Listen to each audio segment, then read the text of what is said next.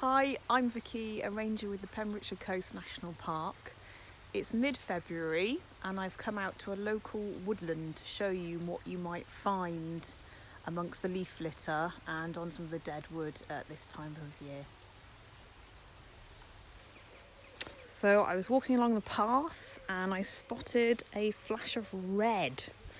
And if we just have a little look down here, you can see that I found a species of fungus called a scarlet elf cup, which is around this time of year.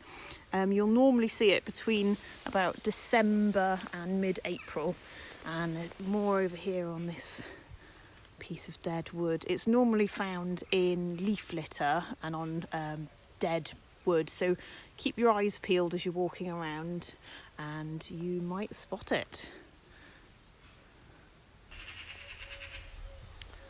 I've just come across this fungus here on an ash tree, and this is known as King Alfred's cakes or coal fungus, and it's normally found on dead or decaying ash or beech.